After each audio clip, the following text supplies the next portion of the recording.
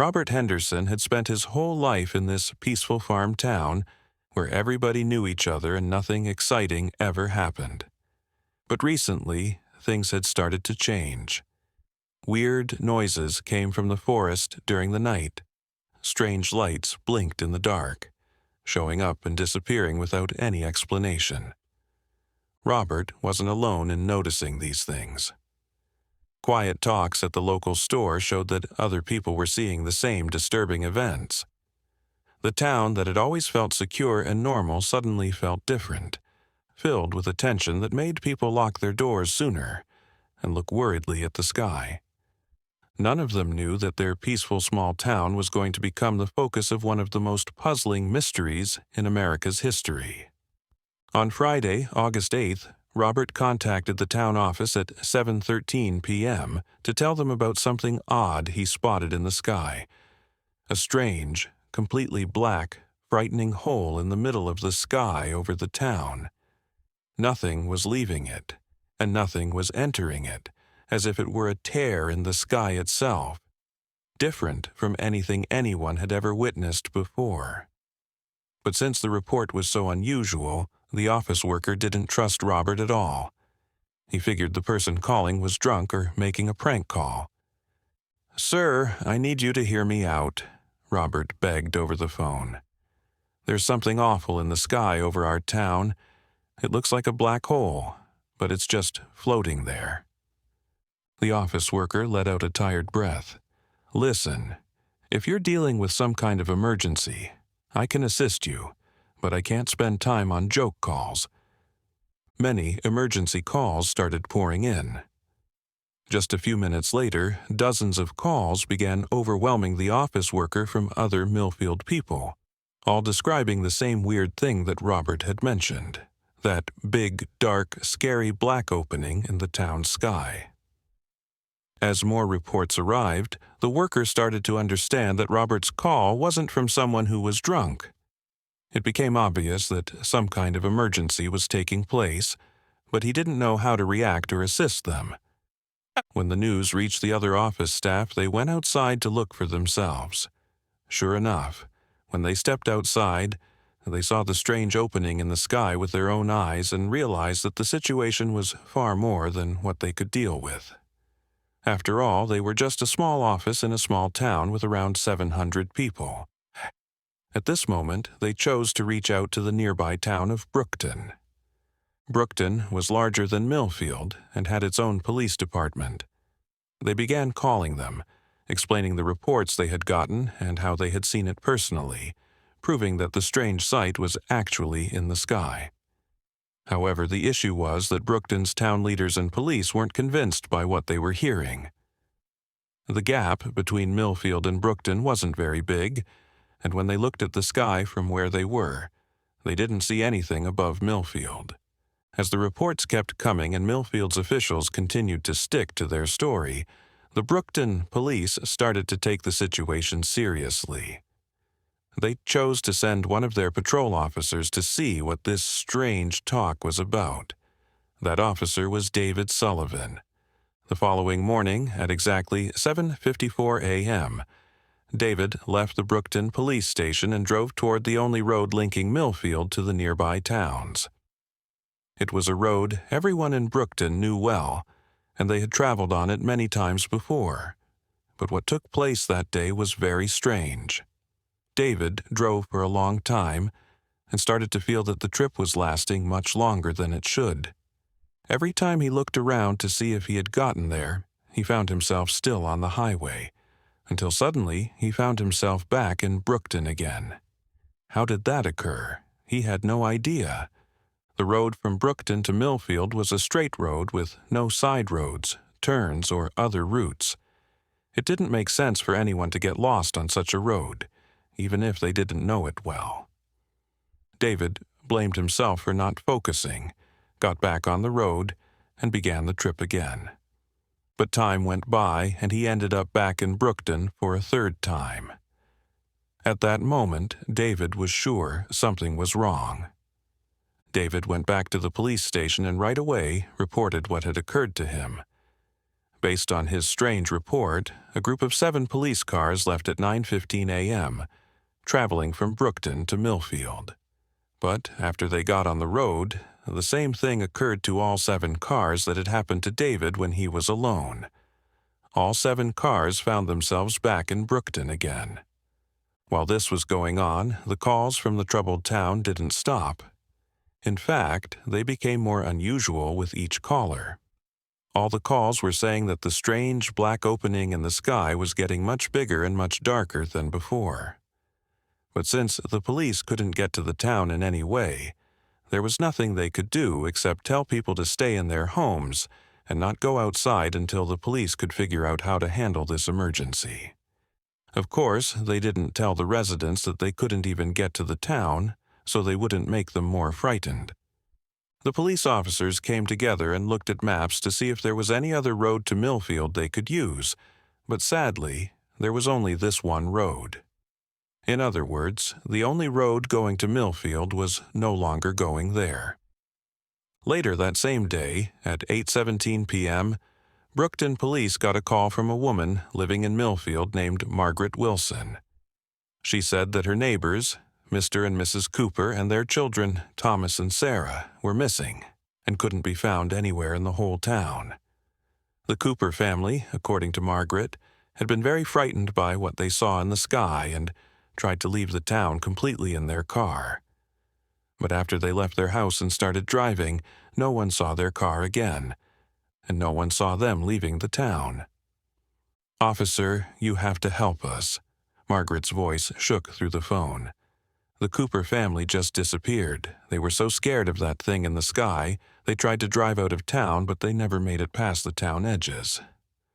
Brookton, police then tried to check if anyone had actually come from Millfield, but when they watched the roads and asked all the residents of their own town, it became clear that not a single resident of Brookton had seen a car matching the Cooper family's car or anything like it. The night went by, and August 10th came. At 7:30 a.m., calls once again flooded into Brookton police, but this time people were complaining that Millfield was covered in total darkness. When the police replied, "It's 7:30 a.m., which means it should be light outside," the caller's answer was that the sun hadn't come up since it went down the night before. At that point, the police officers decided they absolutely had to get to these people by any means needed. They asked for a helicopter, which flew toward Millfield, hoping that they could see better from the air. The helicopter did move toward Millfield, but sadly, it couldn't get there. Or, rather, it got to the location where the town was supposed to be, but they saw nothing from the air. All they found at the town's location was an empty field. This situation went on until noon on August 11th, and then something happened that made the whole situation take an even more unusual turn. A Millfield resident named Helen Elizabeth Carter called Brookton police and said that her daughter Linda was talking to her father from behind their locked apartment door. Her father, who was standing outside in the complete darkness that had covered the town for nearly 2 days. When the police asked her what was so strange about that, and why her father had even left the house under these conditions when they had told everyone not to leave, Helen's answer was that her husband had died 3 years earlier in a car crash with a drunk driver. She said with a trembling voice, full of fear, that her daughter Linda was demanding to go out into the total darkness to be with them. "Please, you have to understand," Helen cried into the phone. "My husband died 3 years ago, but Linda keeps saying, 'Daddy's outside, Mommy. He wants to see me.' I don't know what to do." From that frightening call from Helen, calls started flooding into Brookton police.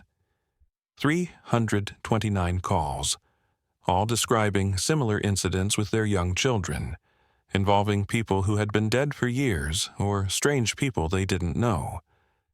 Despite how weird this huge number of reports was, the real disaster happened the next day, August 12th. More than 400 calls from Millfield residents said that over 200 children from the town had all vanished during the night, and no one knew where they were. What was even more strange was that they disappeared from inside homes that their owners had locked tight and were certain about the locks. Everyone confirmed that there was no sign of anyone coming in, and there were no strange sounds during the night. A very hard day passed for the residents of Millfield. Then came August 13th. At 5:19 p.m., Brookton police got a call from an elderly man named William Barnes, saying that he saw a large fire coming from the south through his window. According to him, the fire was so big that it lit up the town, which had been covered in darkness for days. Minutes went by, and calls started to increase from people also describing the same fire. Some even talked about it as fire coming down from the sky itself, from the black opening they had reported on the first day. But strangely, no one living near Millfield said they saw anything like what they were witnessing. A few hours went by, and at 12 a.m., a call came in from a man named Charles Morgan, saying that the fire had grown much bigger and reached a point where the entire town was lit up as if it were daytime. Suddenly, the line went dead after Charles's last words. He saw something coming from the south, but sadly, he didn't have time to tell the police what that thing was. "The fire is getting bigger," Charles yelled into the phone. "It's lighting up everything. Wait, I see something coming from the south. Something big is—" The line went dead. The state of horror and worry continued until the last call came in at 9:47 p.m. It was a terrifying call by all measures. Officer James Mitchell from Brookton Police answered the call this time. As soon as he picked up the phone, he heard a muffled, unclear voice. He started to introduce himself, saying he was from the Brookton Police Department and his name was James Mitchell, but no one replied. When he asked again, "Is anyone there?" he heard a woman's voice say, "Yes, yes, Mitchell." James right away replied, "Who is this? Please tell me your name." She answered, "My name is Dorothy.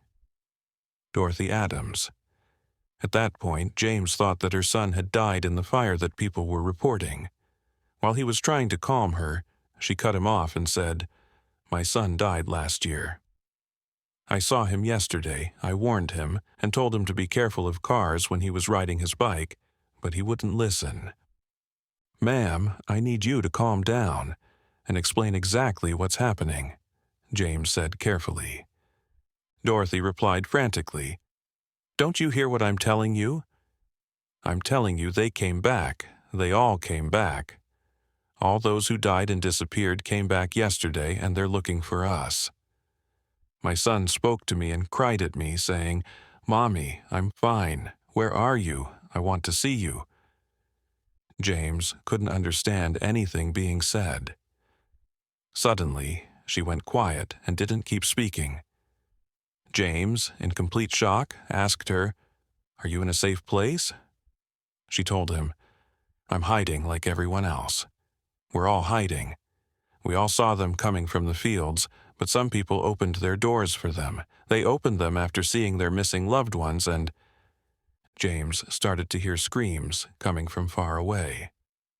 Dorothy's voice came through saying, "I don't know exactly what happened to them, but I got scared and locked myself in tighter, and when I looked out the window, I saw their houses burning with them trapped inside. I'm hiding in a closet on the ground floor now." Suddenly, Dorothy went quiet, and James started to call out to her, asking, "Are you safe? Are you okay? If you can hear me, give me any sign." But sadly, Dorothy didn't reply.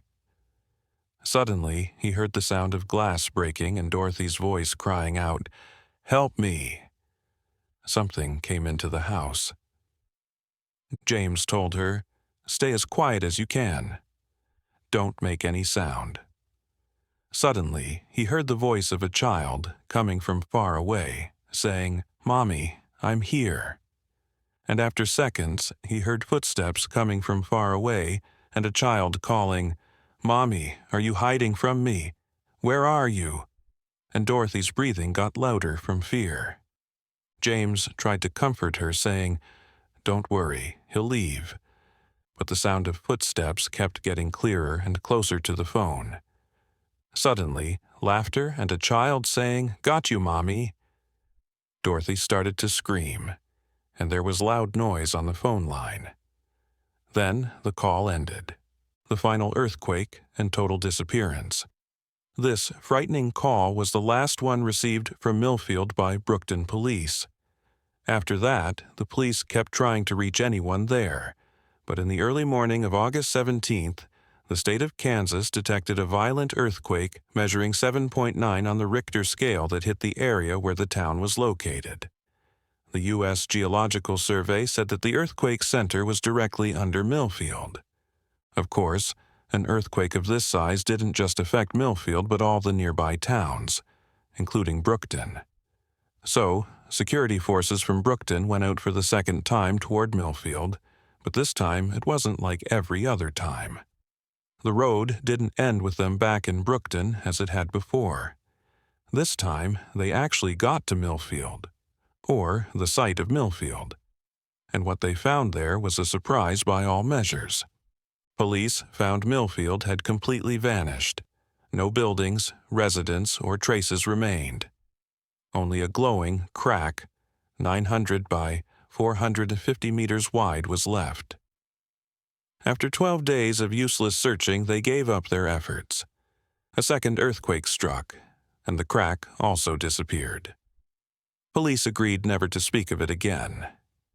Did you like the story? What was scarier for you, the black hole in the sky or the people coming back from the dead? Tell us in the comments. If you liked it, give us a like and subscribe to the channel. Some mysteries are best left unsolved. Thanks for listening. See you next time, and have a great day.